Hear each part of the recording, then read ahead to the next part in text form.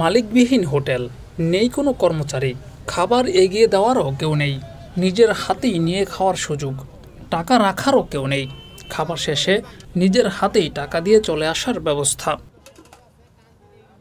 এমনই অদ্ভুত নিয়মের কারণে রাতারাতি ভাইরাল হয়ে যায় রাজধানীর আগারগাঁওয়ে অবস্থিত মিজানের হোটেল। রাতারাতি ভাইরাল হওয়ার পর পুরো দেশেই যেন জনপ্রিয় হয়ে যায় দোকান মালিক মিজান।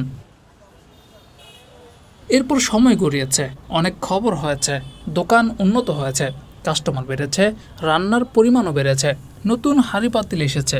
সেসব খবর মিডিয়ার কল্যাণে প্রতিনিয়তই পৌঁছে যাচ্ছিল সবার কাছে। এর মধ্যে বেশ কয়েকবার গুঞ্জন উঠেছিল মিজানের হোটেল বন্ধ করে দেওয়া হয়েছে, কখনো গুঞ্জন উঠেছিল চাঁদা দাবির। তবে সেসব পেরিয়ে ঠিকই টিকেছিল মিজান হোটেল, কিন্তু শেষ পর্যন্ত সম্ভবত শেষ রক্ষা বোধ হয় আর হচ্ছে না। গতরাতে চাঁদার দাবিতে দুর্বৃত্তরা এসে হোটেলটি ভেঙে রেখে চলে যায়। তারা এসে 50,000 টাকা দাবি করেছিল, না দেওয়াতেই হোটেলটিতে ভাঙচুর চালায়।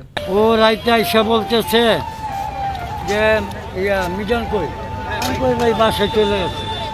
সে বলতেছে যে আমার চান্দা দিচ্ছে গো, চান্দা কয় হাজার, কয় 50,000।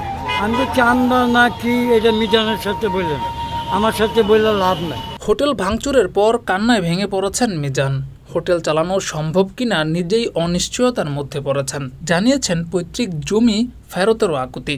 আমার বাধ্যতার প্রতি সম্পত্তি প্রশাসন আর সরকার যেন একটু তাড়াহুড়া করে নগদেই যেন একটু গুছিয়ে দেয়, এটাই আমার খাওয়া। দোকানটা বন্ধ দিকে আমি চাইছিলাম সব গুছিয়ে দাম গিয়া আমি রয়েছি, নাইলে যে অবস্থা দেখছি আমি যাইতাম গিয়া।